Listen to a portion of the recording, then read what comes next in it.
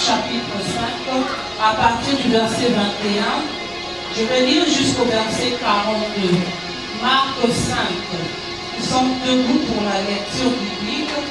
Marc 5, à partir du verset 21 jusqu'au verset 42. Nous sommes debout. Je lis la parole de Dieu. Jésus dans la barque regagna l'autre rive, là où une grande foule s'assembla près de lui. Il était au bord de la mer. Alors vint un des chefs de la synagogue, nommé Jairus. Répète avec moi, Jairus. Qui, l'ayant aperçu, se jeta à ses pieds. Et il lui adressa cette instante prière. Ma petite fille est à l'extrémité. Viens, impose-lui les mains afin qu'elle soit sauvée et qu'elle vive. Jésus s'en alla avec lui et une grande foule le suivait et le pressait. Or, il y avait une femme atteinte de la perte de sang depuis 12 ans. Elle avait beaucoup souffert entre les mains de plusieurs médecins et elle avait dépensé tout ce qu'elle possédait. Et elle n'avait éprouvé aucun soulagement, mais elle était allée plutôt en empire. Ayant entendu parler de Jésus, elle vint dans la foule par derrière et toucha son vêtement, car elle disait, si je puis seulement toucher ses vêtements, je serai guérie. Au même instant, la perte de sang s'arrêta et elle sentit dans son corps qu'elle était guérie de son mal. Jésus connut aussitôt en lui-même qu'une force était sortie de lui et se retournant au milieu de la foule, il dit, qui a touché mes vêtements? Ses disciples lui dirent, tu vois la foule qui te presse et tu dis, qui m'a touché? Et il regardait autour de lui pour voir celle qui avait fait cela. La femme effrayée et tremblant, sachant ce qui s'était passé en elle, vint se jeter à ses pieds et lui dit toute la vérité. Mais Jésus lui dit, ma fille, ta foi t'a sauvée. Va en paix et sois guérie de ton mal. Comme il parlait encore, survinrent de chez le chef de la synagogue des gens qui dirent, ta fille est morte. Dis avec moi, ta fille est morte. Ta fille est morte. Pourquoi importuner davantage le maître? Mais Jésus, sans tenir compte de ces paroles, dit au chef de la synagogue, ne crains pas. Dis avec moi, ne crains pas. Ne crains pas. Crois seulement. Crois seulement. Et il ne permit à personne de l'accompagner, si ce n'est à Pierre, Jacques et à Jean, frère de Jacques. Et ils arrivèrent à la maison du chef de la synagogue, où Jésus vit une foule bruyante et les gens qui pleuraient et poussaient des grands cris. Il entra et leur dit, pourquoi faites-vous du bruit? Pourquoi pleurez-vous? Dis avec moi, pourquoi faisons-nous du bruit? Pourquoi faisons-nous du bruit? Et pourquoi pleurons-nous? Et pourquoi pleurons-nous? La suite dit, l'enfant n'est pas morte, mais elle dort. Dis avec moi, l'enfant n'est pas morte, mais elle dort.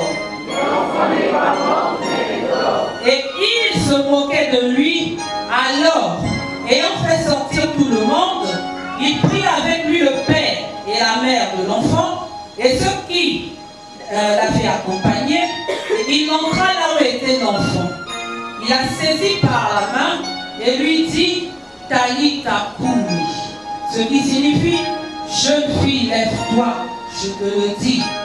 Verset 42, aussitôt la jeune fille se leva et se mit à marcher, car elle avait 12 ans. Et ils furent dans un grand étonnement. Dis avec moi, un grand étonnement. Un grand étonnement. Jésus leur adressa de fortes recommandations pour que personne ne tue la chose. Et il dit, on la donna à manger à la jeune fille. Parole du Seigneur. Amen. Je vais vous mettre, merci, que Dieu vous bénisse. C'est une longue lecture, mais je prie que tous nous puissions nous la lire afin que nous puissions comprendre le sens du du message. Alléluia. Amen. Amen. Ce matin, nous voulons parler de ton espoir n'est pas mort. Amen. Ton espoir n'est pas mort, mais gorge le monde. Amen. Alléluia. C'est l'histoire d'un homme qu'on appelle Jairus. C'est parce que pendant que je faisais la lecture, tout le monde a compris. C'est l'histoire d'un homme qu'on appelait Jairus, qui était un chef d'une église. Dans une église, la synagogue, c'est le temple. Dans le temple, il était une autorité. Et dans ce lieu-là, étant cette autorité, il avait une femme et il avait une fille qui avait 12. Est-ce que quelqu'un me suit ce matin? Amen. Il avait une fille qui avait 12 ans. Je ne serai pas longue, c'est juste une exhortation, un encouragement. Alors cette fille, elle avait 12 ans et elle était tombée certainement malade. Après, elle est morte.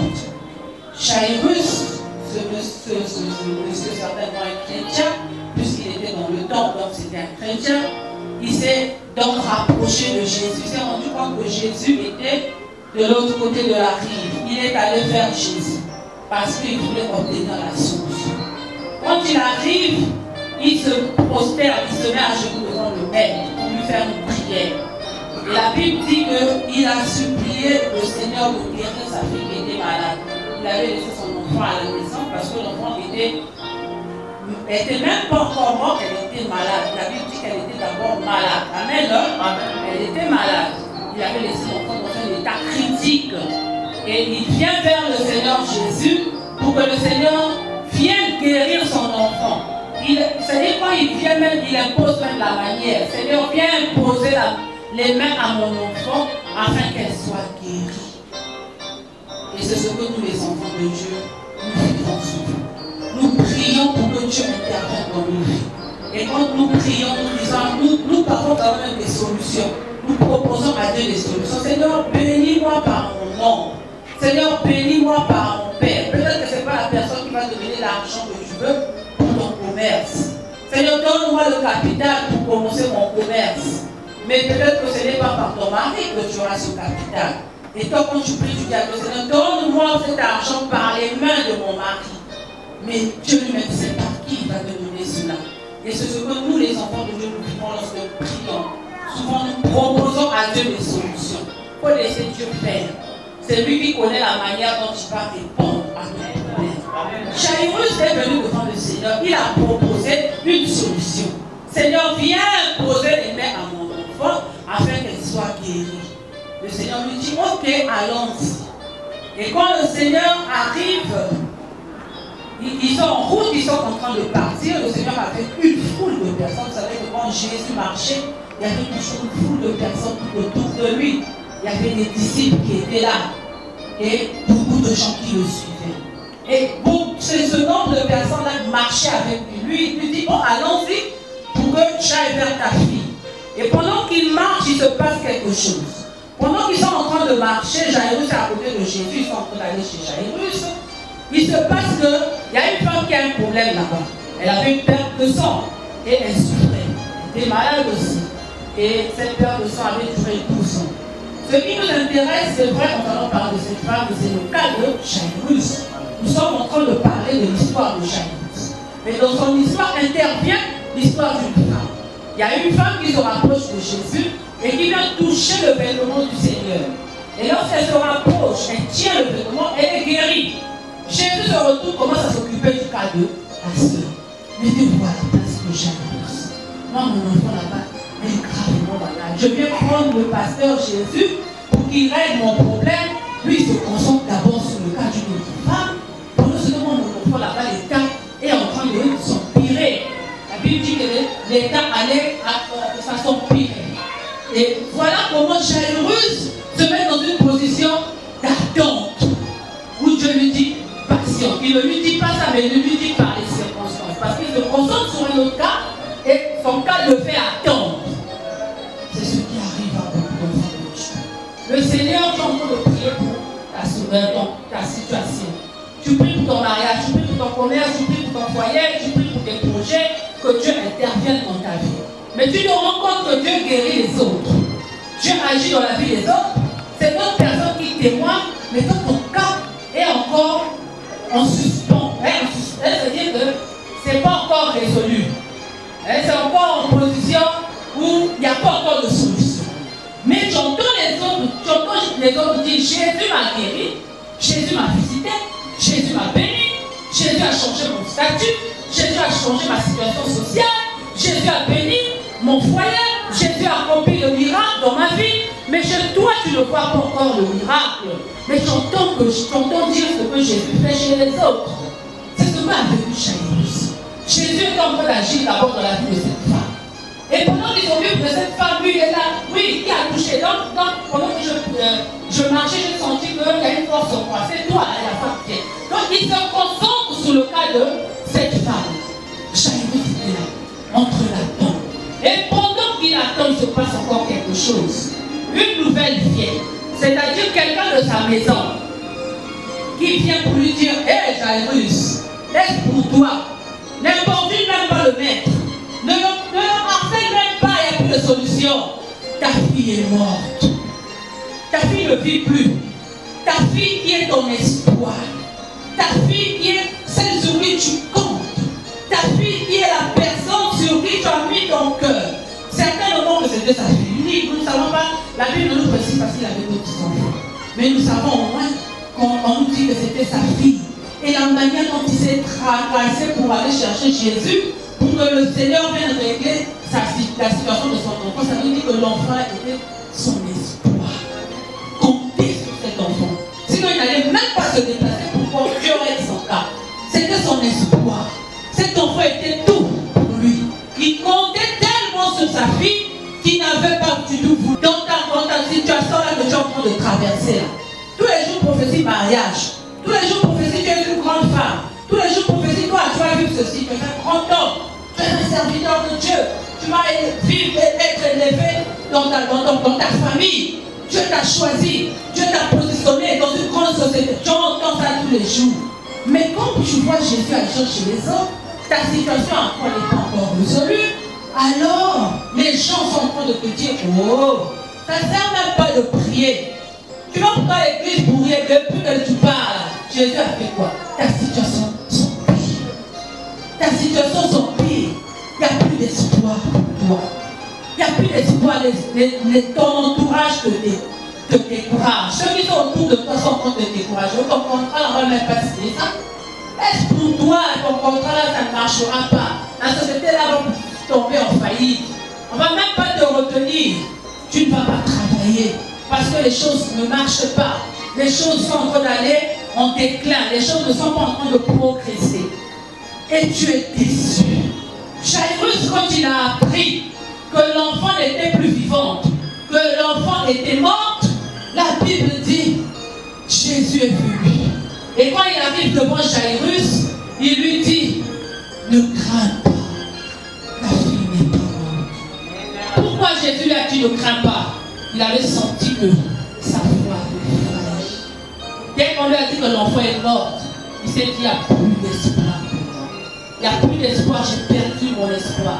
J'ai perdu ma fille, celle sur qui je comptais. Je n'ai plus d'enfant, c'est fini. Puisque déjà on l'encourageait, on lui disait laisse pour toi Jésus, elle est déjà morte, il n'y a pas de solution. Et sa foi, il a tout perdu sur place. Il a failli, sa foi a chuté.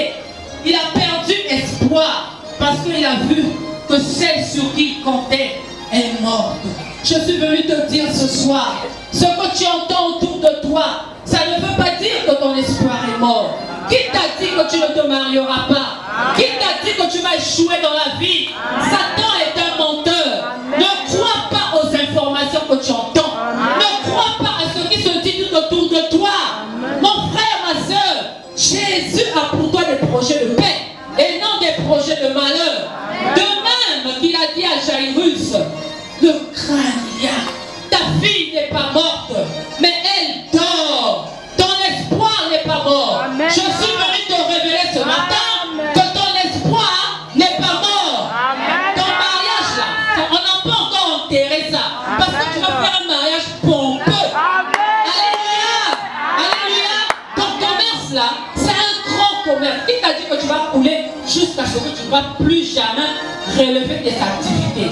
Qui t'a dit ça? Satan est un menteur. Je suis venu te dire ce matin, si tu penses que ta santé, la manière dont les choses sont en train de se détériorer, la manière dont ta santé va de pire en pire, que tu ne trouveras pas la solution, surtout que les médecins sont venus encore te dire maladie incurable. Tu as fait des examens, il n'y a pas de solution, malgré les traitements, il n'y a pas de progrès. Alors tu te dis finalement, moi je suis pas malade à vie, je suis une maladie. Non, non, non, non, non. Je suis venu réveiller ta foi et te dire ce matin, ton espoir n'est pas mort. Ton espoir dort seulement. Il dort seulement parce que Jésus doit accomplir quelque chose. Alléluia. Quand Jairus a écouté le Seigneur le fortifier et lui dire que ton espoir n'est pas mort, mais qu'il fallait qu'il puisse seulement croire. Parce qu'il lui dit ne crains pas, mais crois seulement. C'est ta foi qui va relever ton défi. C'est ta foi qui va donner à Jésus la force de travailler. C'est ta foi qui va pousser le maître d'accomplir ses promesses. Ne cesse pas de croire. Il n'est pas un homme pour mentir, ni un fils de l'homme pour se repentir. Mais ce qu'il a dit, il l'accomplira. Alléluia. Il accomplira certainement dans ta vie. Ce n'est pas le temps de douter parce qu'on a dit. Ce n'est pas le temps de douter parce qu'on t'a dit que c'est pas possible. Parce que tu entends trop les gens dire ton mariage là est douteux. Ton mariage là, hey, même si papa Zosa mariage, il a payé ici, laisse pour toi. Quand tu crois que tu vas te marier, avec toutes les complications qu'il y a dans la famille là, ça ne marchera pas. Tu ne vas pas arriver au bout. Non, non, non, non, non. Ne garde pas tout ce que tu es en train d'écouter là dans ton cœur. Mais sache une chose. Ce que j'entends là, ce ne sont que des choses pour que je puisse augmenter en foi. C'est-à-dire que je puisse doubler de croire en Jésus. Amen. Que je puisse doubler la confiance en lui. Parce qu'il va accomplir dans ma vie un miracle. Alléluia. Alléluia. Je suis venu te dire, ton espoir n'est pas mort. Mais il dort seulement. Il est seulement en train de dormir. Alléluia. Il est juste en train de dormir. Est-ce que vous me suivez? Ton espoir n'est pas mort. Ton espoir c'est quoi? C'est ton projet que tu as. Ton espoir c'est quoi? C'est la chose à laquelle tu aspires. La Bible dit la foi est une ferme assurance des choses qu'on espère. Qu'on espère. Espoir qui vient de espérance. Ce sur quoi tu espères. Ce que tu veux voir dans ta vie. Ce que tu veux voir dans ta famille. C'est ça ton espoir.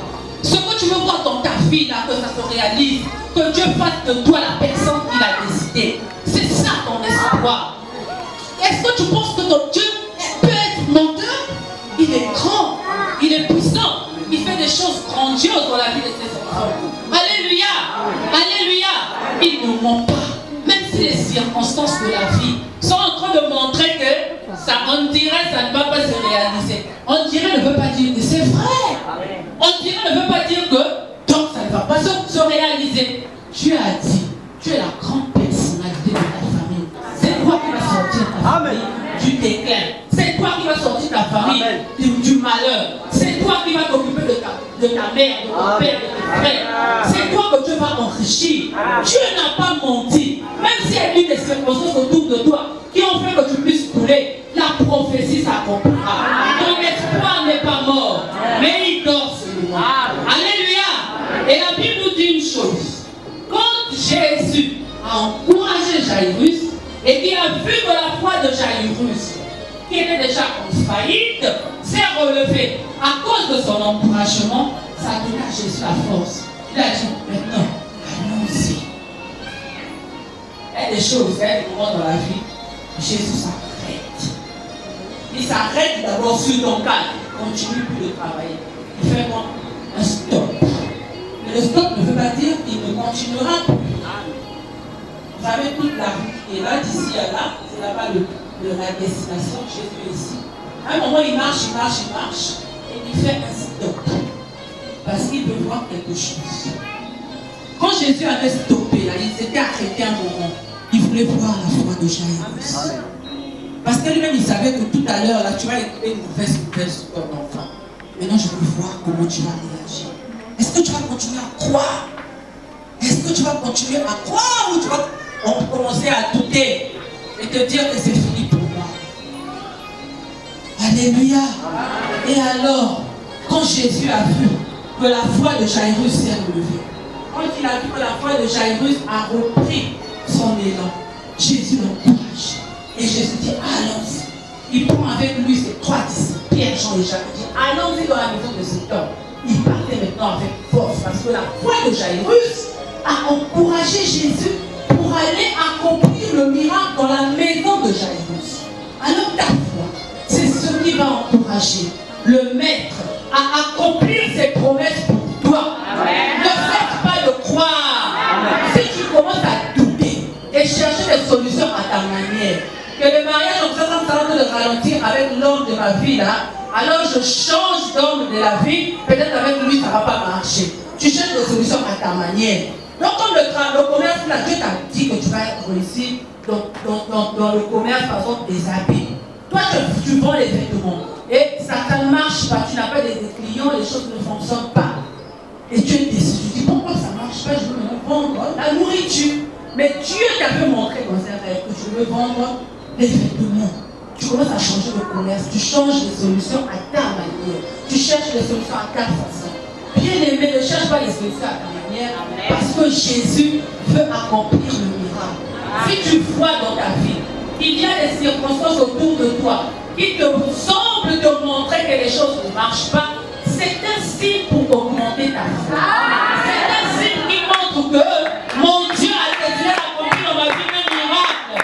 Après que moi je me lèverai ici pour témoigner, mon témoignage sera puissant. Mais sinon, où est la puissance de Dieu? Si les choses marchent seulement vite, où est la gloire de Dieu? Où est la puissance de Dieu? Dieu, pour manifester sa puissance, il faut qu'il te mette dans un moment où les choses semblent faillir. Les choses semblent ne pas s'accomplir. Je dis bien semble. Quand on dit semble, ça ne veut pas dire que ça ne va pas s'accomplir. Bien aimé, oh, Dieu est venu t'encourager et te dire continue à croire. Comme Jairus. Et Jésus arrive dans la maison de Jairus. Quand il rentre dans la maison de Jairus, il se rend compte que il y a des gens autour qui sont en train de pleurer. Il dit non, ceux-là ils vont décourager la foi de Jairus. Alors je dois sortir. Je vais seulement avec lui-même, sa femme et mes disciples. Ils rentrent dans la maison. Ils arrivent là où se trouve la fille. Ils se rendent compte que la fille était là allongée. Jésus lui dit, Talita Koumi. Donc lève-toi. Jeune fille, lève-toi. Et la fille s'est relevée. Jairus a vu son espoir se réveiller. Jairus a vu son espoir revenir à la vie. Amen. Bien aimé, ta foi emmènera à ce que les choses qui ne semblaient pas marcher vont commencer à marcher avec succès. Amen. Au point où les gens qui étaient autour de la famille, quand ils ont vu que la fille s'est réveillée, la Bible dit il y a eu un grand étonnement. Ils étaient étonnés. Il faut, c'est-à-dire, il faut que miracle, il faut changer ma langage à bateau. Ah oui, il faut que les gens disent oui, ça c'est Jésus qui a travaillé. Oui, ça c'est Dieu qui a travaillé. Quand tu le perds, ça étonne. Quand tu le perds, les gens sont surpris parce qu'ils avaient vu comment Mambango était venu pépa. Mais à présent, Mambango nous a dit c'est comme si elle se réalisait. Mais et tant qu'il est accompli rien. Tant qu'il est puissant, tant qu'il est Dieu. Vraiment le Dieu de notre Seigneur, le Dieu de la Bible, le Dieu du Israël, il est vraiment puissant. Alléluia! Alléluia! Jésus me vient encourager ta foi ce matin et te dit ton espoir n'est pas mort. Parce que Jésus veut réveiller ton espoir. Alors c'est ce que ne te dis pas c'est fini, ne te dis pas le combat là c'est pas pour moi, je n'arrive pas. Tu n'es pas seul, tu marches avec Jésus. Jésus est à côté de toi, mais lui pour bouger, il a besoin de ta foi. C'est ta foi qui va l'emmener à bouger. C'est ta foi qui l'emmènera à accomplir le miracle. Est-ce que tu es d'accord avec moi? Dis avec moi, mon espoir n'est pas mort. Mon espoir n'est pas mort. Mais il dort. Et ma foi emmènera mon Seigneur Jésus à